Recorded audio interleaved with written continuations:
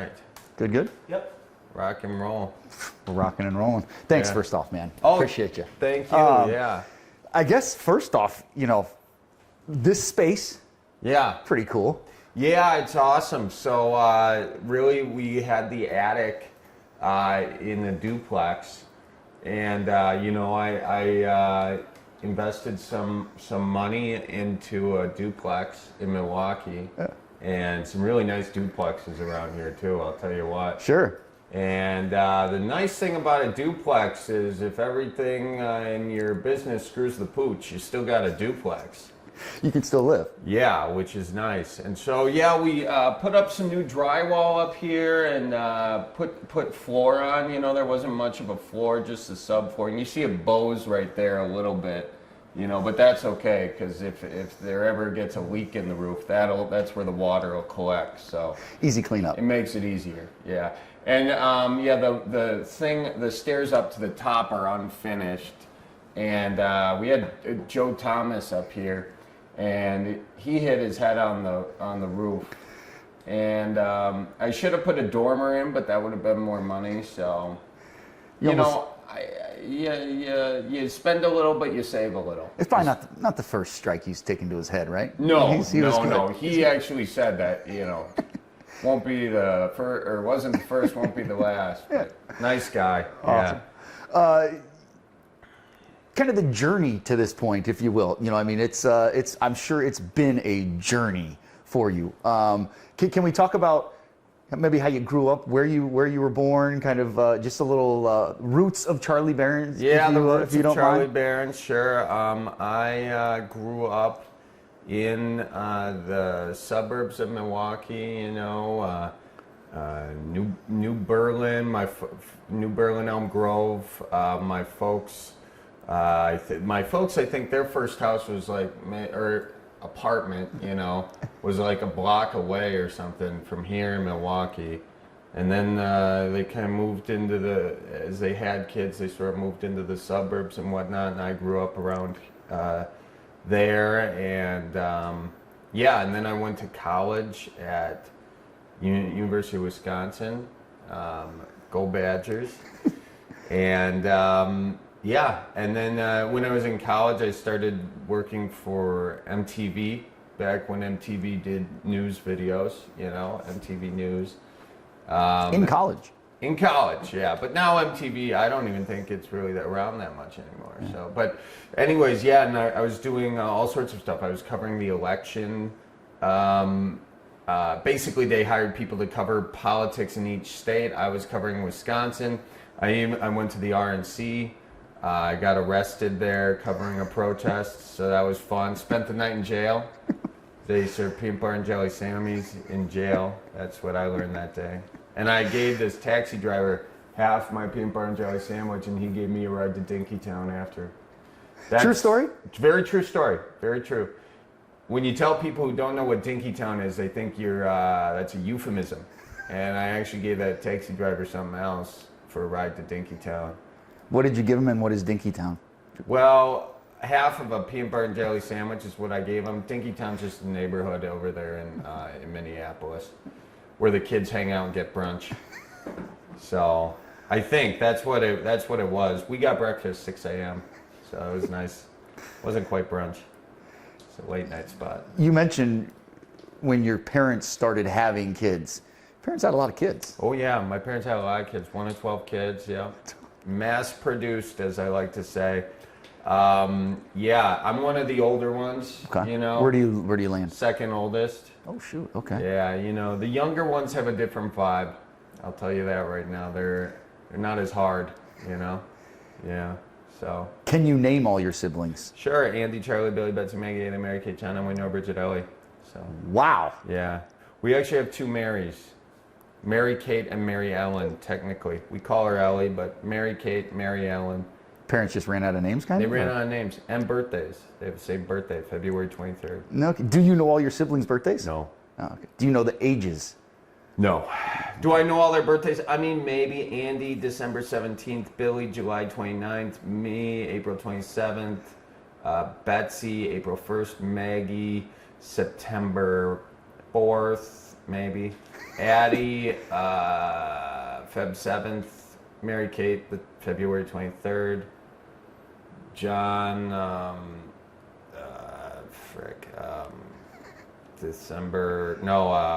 August 19th. Emily, March 22nd. That's my son's birthday. Oh, yeah? Mm-hmm. Well, it might be the 23rd, so. Bridget's October 14th. Oh, I forgot Nora.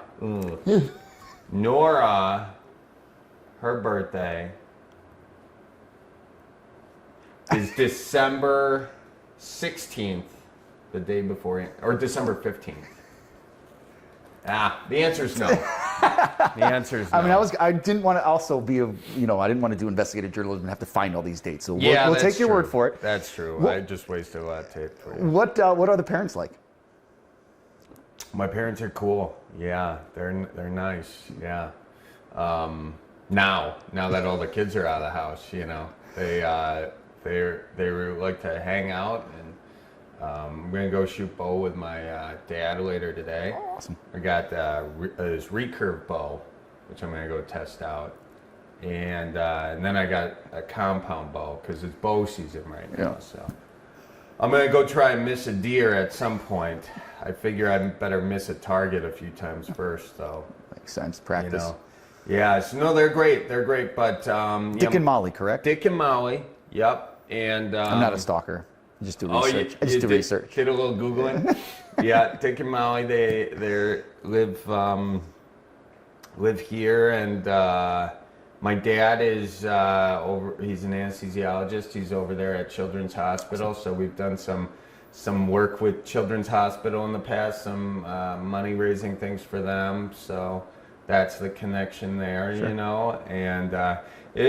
And then my mom works for, she does my merch. My mom was in PR back in the day, and she's got a journalism degree, and she's taken her skills to the Man 12 Minute stuff. So all the merch, she's got her eye on that and promoting that and stuff, and she is great. So that's got to be cool. A lot of fun, yeah. Working it's very closely. Cool.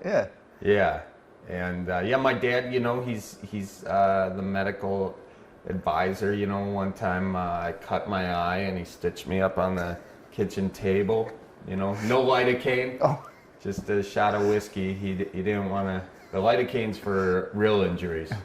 So yeah.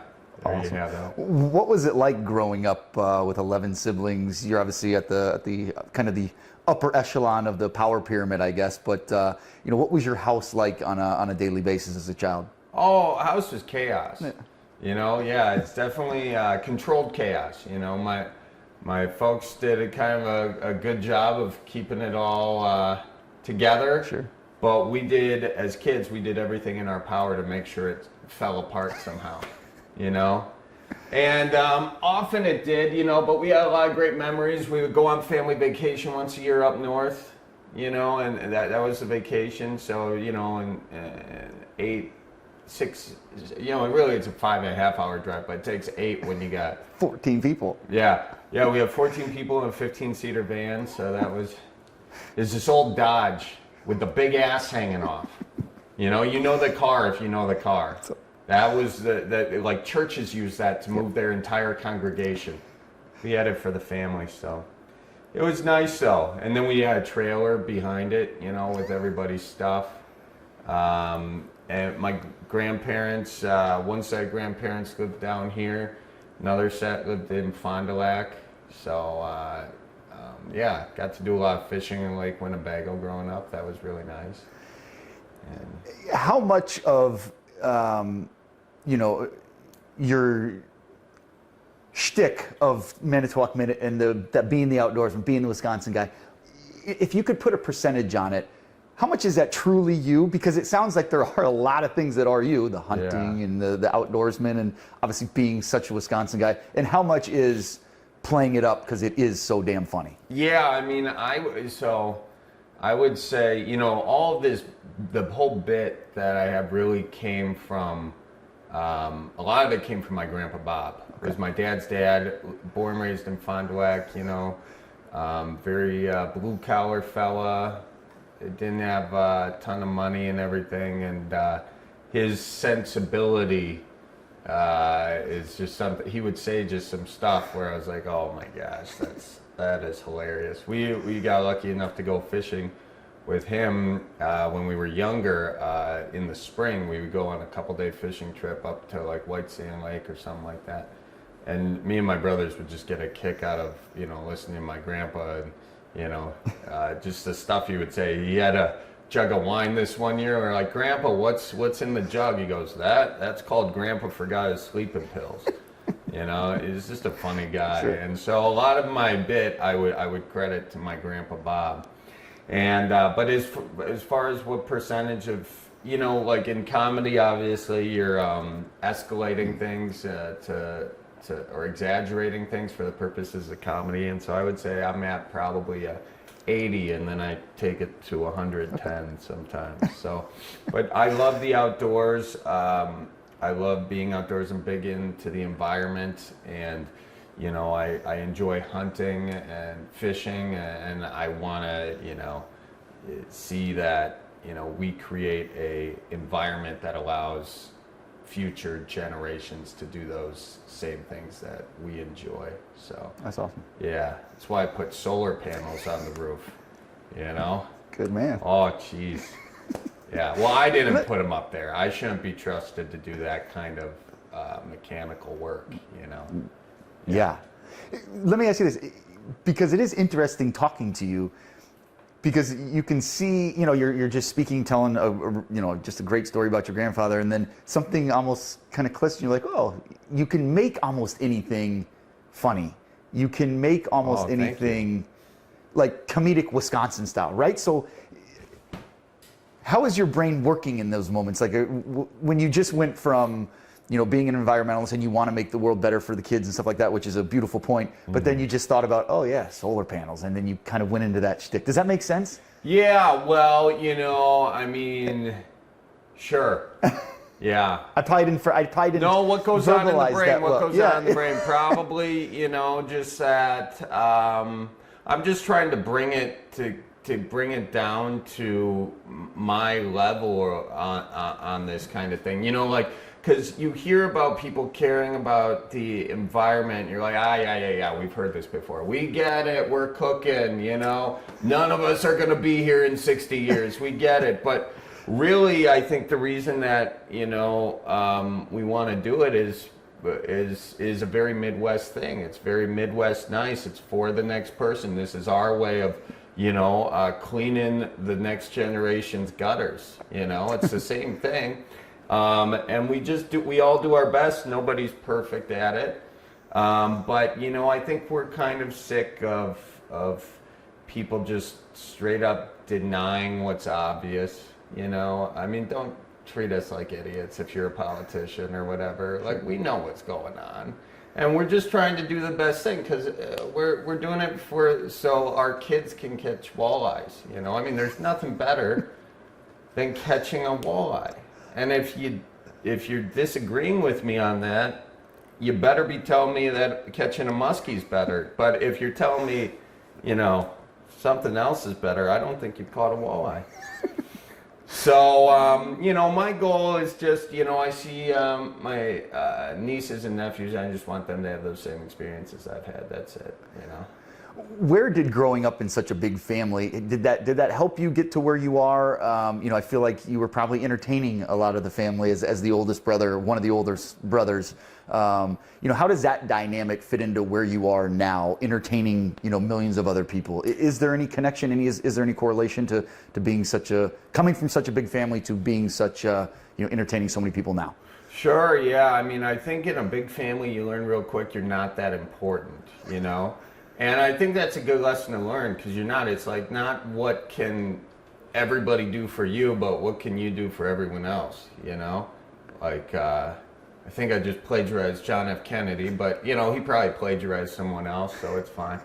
No, but I do think that's what you learn in a big family is it's not about you, and nobody cares that much about, you know, your individual whatever. I mean, you got a whole other family, you know, that's got to get somewhere or do something, and I think that's an important lesson to learn. And then, you know, as far as like the sense of humor, you know, we grew up just making fun of each other, you know, and roasting each other. And the dinner table was kind of like a stage to a certain degree, you know, a free-for-all stage. And, you know, if you say the wrong thing, you're going to get heckled, you know. But that didn't, you know, nobody really clammed up very much, you know. You just kind of threw it back at people. So I think it's kind of like, you know, one of those sharp stones that gets thrown into Lake Michigan. You know, the waves kind of make it into one of those smooth stones you see on the breakwater or whatever. That's kind of, it kind of shapes your comedic sensibility, you know. Yeah. Although I don't know if that analogy totally works because, you know, that means I don't have an edge, you know. But maybe that's true. We get what you mean. We got you. The analogy broke down halfway through there. No, you made it work. You sold it too. Okay, it was good. okay. It made sense. Do they treat you any differently? Are you still just Charlie, the guy that could get heckled or give a heckling at the dinner table? What does your family think of your success? What does your family think of what you're doing? You know, obviously you mentioned you're working closely with your mom and she's involved in the business and stuff like that. Yeah. What's the family dynamic like now? If you were to all, 14 of you sit at a dinner table now. Oh, if all 14 were sitting, they'd be like, oh yeah, Charlie got lucky. Yeah. He stole my joke. I was like, yeah, well, you stole my sweatshirts. Okay. You know, I got sweatshirts sitting in the basement and they all steal them. So yeah, I will steal their jokes. I call it an even trade. I call it bartering. But yeah, they'll roast me. They're very unimpressed. And I prefer it that way. Okay. Yeah. They have to be proud of you, though. And you know, they got to brag at points, I'm sure. Maybe not in front of you. They don't want you to know that they're bragging, but they got to be around their buddies or their girlfriends or whatever it might be, significant others. You see my buddy? You see my brother? Yeah. He's crushing it. You think so? I mean, I would just assume so. Well, maybe. Maybe they are. They haven't let on to that yet, though.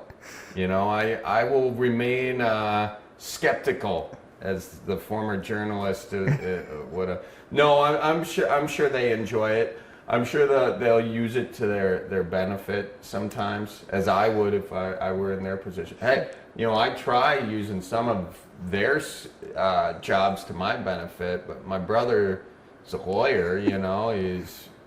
Well, you were in jail. He could have helped you there. Yeah, well, I got a speeding ticket, and I called him up. I'm like, Bill, I got this speeding ticket. What? Can you help me? He's like, well, did you do it? I was like, of course I did it. You know, he's like, that's the way it goes. I'm like, thanks, Bill. Appreciate that. You know. What would your advice be? Would you have advice for aspiring influencers or people that obviously look up to you, that want to get to where you are and do what you do, in a sense? Yeah. I mean, I think it's just do it. Just do it. I was trying to figure to be in the entertainment business for a while, and I was out in Los Angeles, and I was spending a lot of time trying to convince other people to be my friends, so maybe the connection could come up and this, that, the other thing. None of that is the way to go about it. It's just, if you want to be a comedian, a stand-up comedian, I would write 5 facts about yourself and then 5 punchlines after that, and then that's your 3 minutes. And then you can go out to open mics, and they have them all over Milwaukee, you know. If what you want to do is make videos, I would just make a commitment to make 1 video a week and to publish it, and to understand that it's not going to be good, you know, for a while, and to it might be okay, you might have a good one here and there, but overall it's going to be like this, and you just got to ride that wave and just understand that it is a wave. It's going down, but it's coming up, and when it's on top, don't expect it to be there forever. Just understand it's going to go down, and over time, hopefully you see this, but at the end of the day, you just got to enjoy it, because You know, if you're in it for the dopamine hit of more views or more money or whatever, that'll wear off. There'll never be enough views. There'll never be like enough money to make you actually happy with it. You really have to enjoy the art of it, you know, because also there's not a lot of money in it for a while, you know. Interesting. And it, you know, and you're still going to be sitting there, even if you've done good, you're going to be like, should I really get a dormer, or should I just let everyone hit their head on the way up? How's your head? Mine's good. Joe Thomas, I can't speak for him. Yeah. Is social media a good thing in your eyes, Charlie? I mean, social media is like, you know, social media is good and it's bad. I mean, it's a dichotomy. It's like, you know, you can use it for good. You can use it to try and control a population to believe a bunch of BS, you know, and we've seen both happen, and we're going to continue to see both happen, you know, and now as more of our data is freely given, you know, people will know our fears, they'll know our hopes, they'll know our dreams, and some people will use them for good, and some people and governments will use them against us. But that's, you know, that's always been done to a degree, but the magnitude of social media, we'll see if the good will outweigh the bad in the long run. I don't know at this point. I hope that the good outweighs the bad. I think more people now than ever are aware of issues going on in the world. I think, you know, the way cameras are able to show, like, what's going on underwater, for instance, you can kind of see like new worlds that we didn't know existed, and also can connect you with, you know, maybe certain populations of species that we are quickly eliminating from the planet. You know, it can do all those good things, but it also knows how you click and where you click and what you're looking at and what drives you. And once people know what drives you, they're going to drive you to their bank account, you know? So just know that whatever it is, you're kind of in someone else's hands. So I think social media is good, but you got to have limits on it. Yeah, interesting. Doing it. Yeah. Do you have kids? No. Okay. Younger generation, you know, all that stuff you just said. I mean, it's hard from someone that is doing it, you know, making a living off it, doing great. Is it a fear of you? You said you have nieces and nephews. You know, that kind of aspect of it, the young generation, because, you know, someone else is watching you. I mean, having kids on the phones and stuff like that. I just be, as a father too, I'm interested in your take on it, because you're so invested in it and you're so into it. Social media versus the younger generation. How concerned should parents be? Oh, God, I'll say this. No parent should listen to me at all, because I'm an idiot. But look, no judgment. I don't know what it's like to parent. But I think in an ideal world, you know, kids just wouldn't be on this garbage. You know what I mean? I mean, half of it's trash. And the best thing about the world is what's outside, you know, is what's out in our natural world. I would say get your kids out there and enjoy it while they can, you know. Wow, that stuff's going away. So, or at least changing, you know. So I would say that the best thing to do is, but that's easier said than done. Sure. You know, I mean, everyone's been in a tight spot, been in a church pew at a funeral, and the kid's crying, and you know, it's like, just look at this little blinky bluey thing or whatever the hell it is. And yeah, I mean, I think there are levels too. You know, like one of my buddies, he's got this little game thing he gives his kid, and it's just Mario on this little. That's the only game on it. Kid loves Mario. Sure. I mean, that's something that's been around since the 80s. You know, but I think every new generation has a new set of technology, a new set of fears.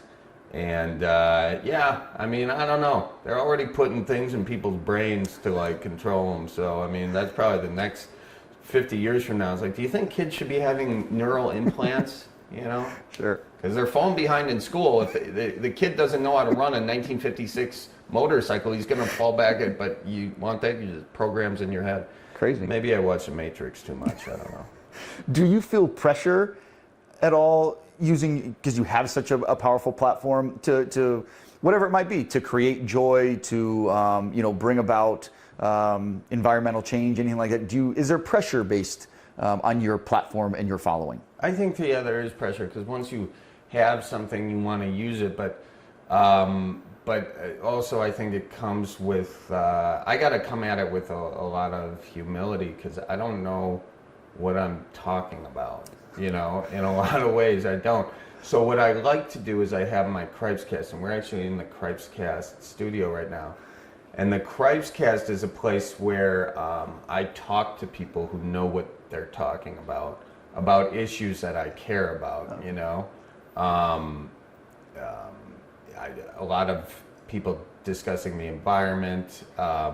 I talk with other comedians just that I want to talk to, but a lot of issues that I care about, I'll sort of bring out in that platform, because when you're doing videos on just this thing, people don't necessarily want to be preached to, but I think once people become fans and they see the podcast and they get into that, it's out there, it's there for them. But, you can't just shove things in people's faces and expect them to consume them or want to consume them. So many people just see you on the little flingy thing. Mm-hmm.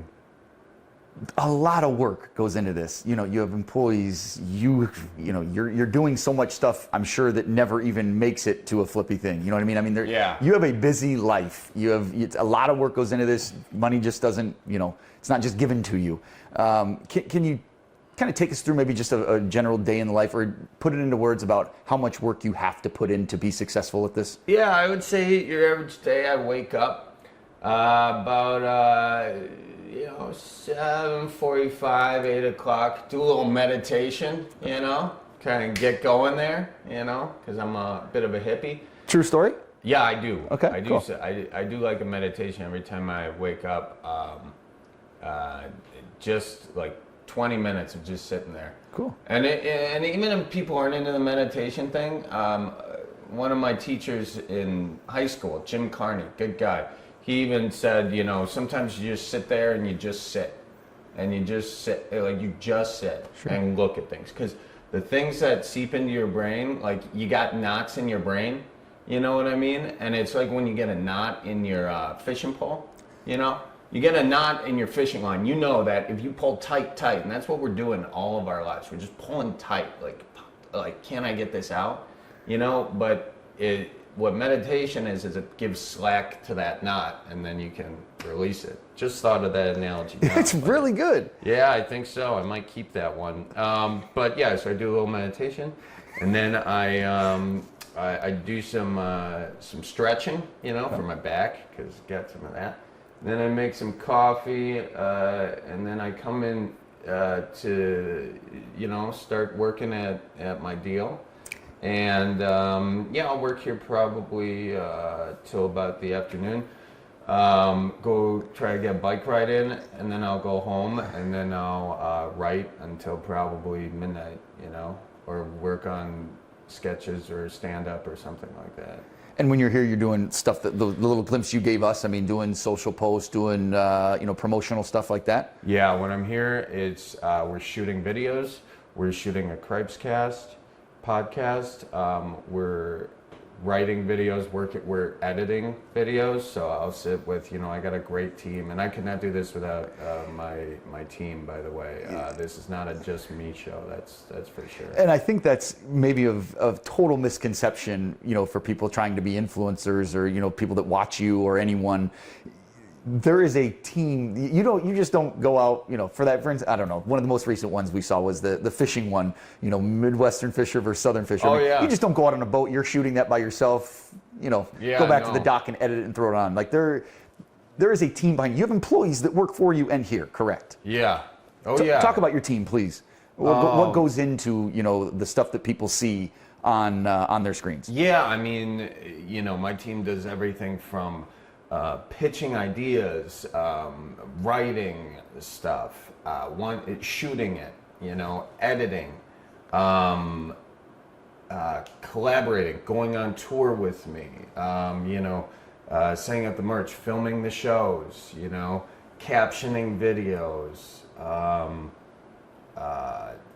promos, so much stuff. Yeah. I mean, I can't do this alone. I was doing it alone for some time, but there's no way to do all of this by yourself, you know? Yeah. So, yeah.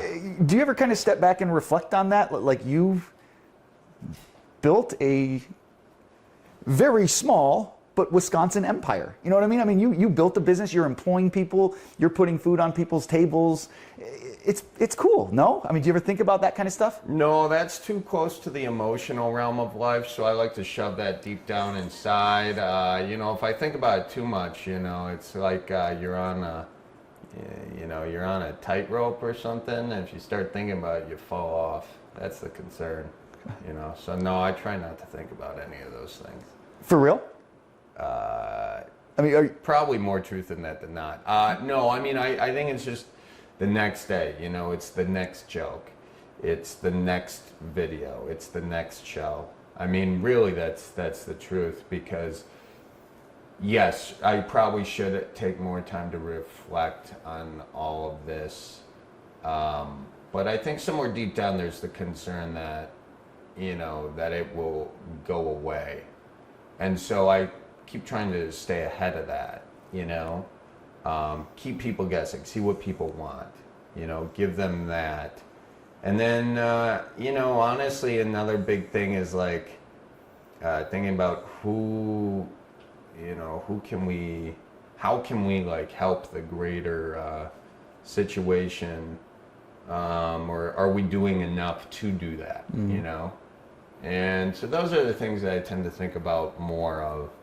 But you know, I do think it's probably good to, you know, think about that, because yeah, it is very cool. It's very cool, and I'm very lucky to have done this, and have had people to help me to do this. yeah, no, I mean, you're living the dream of a lot of people, for sure, and you're bringing a lot of joy, which is cool. Thank you very much. Speaking of that, what brings you joy? When are you kind of happiest? Is it about the likes? Does it have nothing to do with social media? Is it shooting bows with your father? Is it catching a walleye? Is it a million views in an hour? What brings you joy? No, yeah, the views bring you some momentary fleeting happiness, and money may bring you momentary fleeting happiness. But no, when I'm truly in my like, when I truly find joy is when I'm like out hiking or hunting, fishing, like biking. You know, I'm big on biking. Just like deep in a place in sort of the wilderness. We have so much great wilderness in Wisconsin. You know, the Ice Age Trail is amazing. You know, the lake shore. I was just at Lion's Den. You know, that place is sweet. And I went off the trail, you know, and the trail ended, and then I found these vines hanging down, and so I rappelled down the vines. It was awesome. True story? Yeah, just the last 3 days ago. Vines are probably still there. I probably shouldn't recommend that, you know, in case someone goes ass over tea kettle and then I'm sued. But no, that's what so don't do that. That's a disclaimer. Stay on the trail. Yeah, no, that's it. And then, of course, being with my family is great. My sister just got married this weekend. We were all there dancing, having a good time. My family likes to dance, you know, and really just be idiots on the dance floor, so that's good. And yeah, it's really a lot of fun. At the end of the day, I mean, all this stuff is great. I love being on stage too, and you know, all this started from stand-up. I was doing stand-up in LA, and that's where the Man 20 Minute Bit came from. And so, like, that idea of being a stand-up is really cool, and being on stage and getting people that come together to laugh. And I think laughing is honestly one of the most important things. We live in a crazy world, and you gotta have laughter, or else, oh man, you know, that's like That's like keeping the pot on the tea kettle too long, you know? If you don't laugh, let some of that steam out. There's another analogy in there. I don't quite have the time to find it, but I that's the treasure map to where the analogy is. So, yeah. How, and it's, you know, I'm glad this came into my mind, because I've kind of always wondered, from a successful comedian, how hard is stand-up comedy? I mean, because personally, I feel like, yes, you know, I can be funny. Anyone can be funny at points, but like, to stand in front of people that paid money to make me laugh, that seems like a hell of a lot of pressure. Yeah, I mean, if you think about it that way, sure. Yeah. No, it's, look, when you start doing stand-up, you are going to clubs, you're going to open mics, and you are just trying it and bombing, and you're not doing good. And you're getting used to the feeling of not doing good, and then you finally get sick of not doing good, and you start writing better jokes, and you start getting it. But what you maintain is that feeling of bombing, and you know how to hold your composure when things aren't going well. And that's absolutely needed for stand-up. So it helps you be less, it helps you have less fear. It's almost like exposure therapy. You don't have a fear of really going out there as much and completely bombing. You always have some nerves, but you know that you can hold your composure when a joke doesn't do good and it doesn't just all unravel, because the audience is in the mood you're in, you know, and if they can see that you were thrown by a joke not going well, they're going to be thrown, and then it's going to be awkward for everyone. So it's really not, it's like anything else, you know, it's like, it's just one foot in front of the other, you know, and then before you know it, you know, you're there, and that's just how it goes, you know. What's the most difficult part of what you do now? You know, what is maybe, is there anything that you kind of dread doing, like, ah, shit, I got to do this, but it just has to be part of what you do because it's part of what makes this whole thing tick? Yeah, I mean, I think, you know, dealing with social media is sort of that's what my thing was built on, social media. But, you know, at some point you're like, do I really want to feed the beast today? You know, like, like, do I want to make a particular video, or do you do it for the algorithm? You know, and I always try to get ahead of it and make enough videos so if there's one that like doesn't feel right, it feels like, oh, I'm just putting this out to put this out, I don't want to put that out, you know. I'll make it better, you know. But yeah, every social media platform has an algorithm, and that algorithm is, of course, pushing you to create as many things as possible to keep people sitting there doing this. So part of that, you know, makes you wonder, you know, is any of that good, you know? But again, it gets back to our talk on social media. I think it has good, it has bad. It's just we need our limits, you know? And as creators, as people creating content for these things, we also have to have limits of, no, I'm not gonna abide by this algorithm all the time. I mean, I'll do it to make content that people can see, you know, so it doesn't tank the brand, but you can't just be blindly adhering to some crazy algorithm thing that you don't even know what it really wants. It's kind of weird, man. Dude, it really is to hear you talk about it, and because I'm sure you know so much about it, but well, you guys too at the news station, you know, you deal with these algorithms. Yeah. You're like, why did that take off? I don't know. Should I do it again? And then nothing happens. You're like, what the hell? You know? Yeah, no, it's bizarre. I got a hole in this shirt. That's okay. Well, we're shooting probably tighter. A couple holes. And we can edit that. I don't care. Good. I mean, no, I didn't think. Why would you? You shouldn't. What are you most proud of? What am I most proud of? That's a good question. Look, I mean, I think, you know, just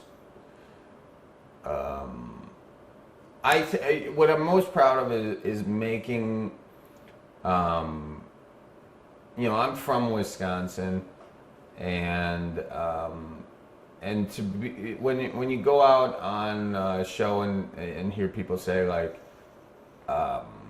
you made me proud to be from Wisconsin. That makes me proud because I think Wisconsin is a cool place. Yeah.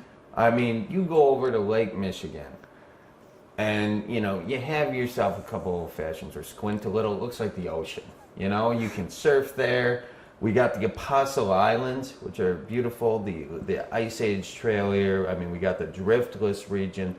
Door County up north, up to the UP. Let's be honest, the UP is Wisconsin's. Okay, if Michigan wants to be the mitten, give us the UP, Michigan. But anyways, I think that I'm proud that people have found through my videos. I think other people have had pride in Wisconsin the whole time. It's never been a thing. But some people maybe, if they didn't have pride in the place that they're from, like to maybe help promote that a little bit. I'm proud of that. Yeah. Awesome. Yeah. What are still the goals? Where do you hope to go? Where do you hope to take this? Whether it's, let's start professionally. Where do you hope to take your brand, and where do you hope to do in the future? Well, working on some longer form scripts now. Some shows, kind of been writing some of those for a few years now, actually.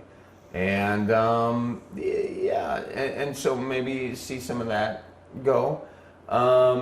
And just to keep, if I can keep doing this, I think that's great. Maintain doing this, and I'm really lucky, and I know that I'm lucky, and I want to keep being lucky. So I mean, sometimes the goal is that, and just maintaining and enjoying, and that really is it too. Enjoying the ride, because sometimes if you're a person who likes climbing a mountain, and in a career, that's what it is. It's like climbing a mountain, and you never turn around and look at the view, because either because you're afraid you're going to fall off, or you're so focused on a higher peak, but wherever you are on the mountain or whatever, I think my goal would just be wherever I am on that mountain to just like kind of look out and enjoy it,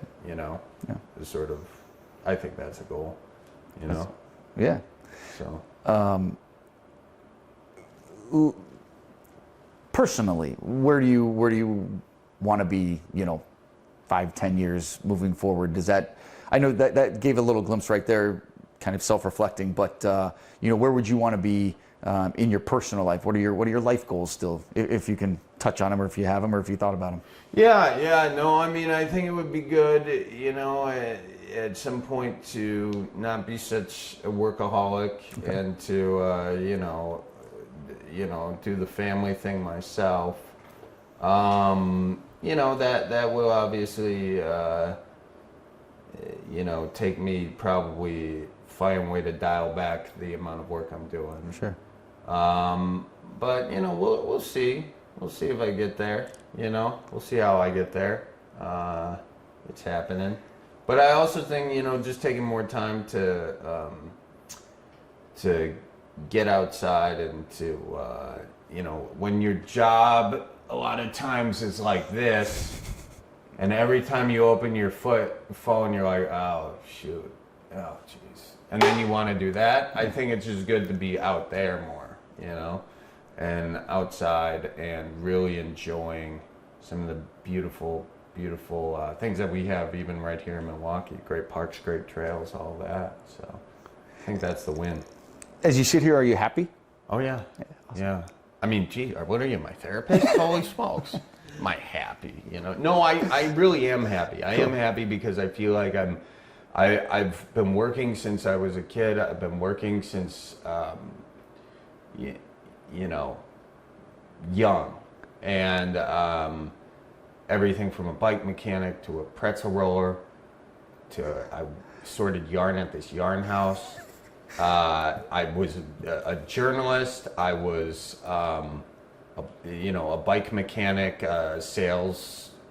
Did so many things that what it's like to work in a job that's not like your real authentic fit. And so I think that was a blessing that I started working early in life, because then when you find work that you actually do want to do, it feels different. And so yeah, I feel very good. I feel happy from a work standpoint. Yeah, for sure. That's awesome. Would you like to dial? I mean, you kind of touched on it, but like, would you consider yourself a workaholic? Yeah. Would you like not to be a workaholic? And do you think you have to be a workaholic to get to where you are? Yeah. Do you have to be a workaholic? No. You have to have a passion for it, though. And I can't tell you the answer to that, because I only know the way I've done it. And being a workaholic, I don't know if I'm just saying that because I've been called a workaholic quite a bit, or do I just have like a real passion and a joy for it? It's interesting. I don't know. TBD. Probably a little bit both, honestly. But no, I don't think you have to be. I think if you have passion, and you have interest, and you have a perspective and a point of view, and you're not afraid to put it out there to the world and accept whatever the world says back to you and be okay with that, then you can do this. Some people, it's terrifying. Just really quick, that's an interesting. How thick of a skin do you have to see? Because the internet can be such a mean place. There are people that will, no matter what, they'll find a way to be critical.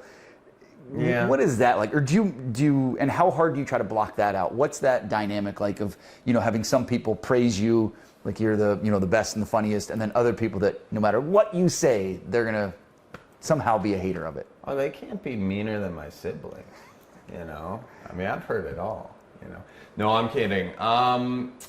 Yeah, but there are some people that don't like me, and that's fine. I don't even know them, so that's okay.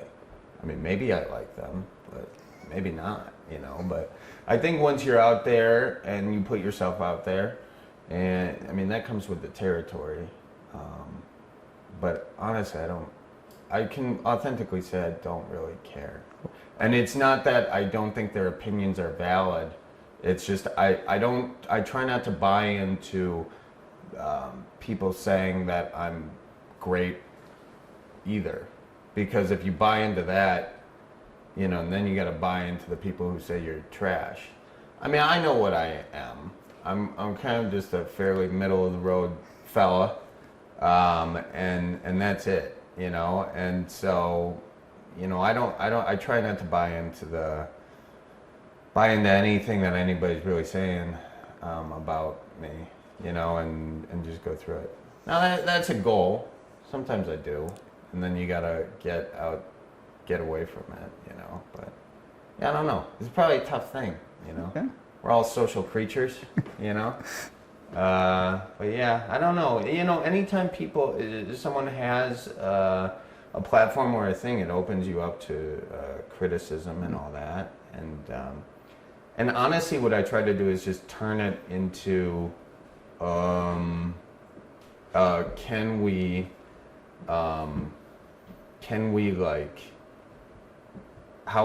help other people more? Like at each of the live shows, we do this Craigslist kicker auction, and the money there, we just look for an organization that could use the money.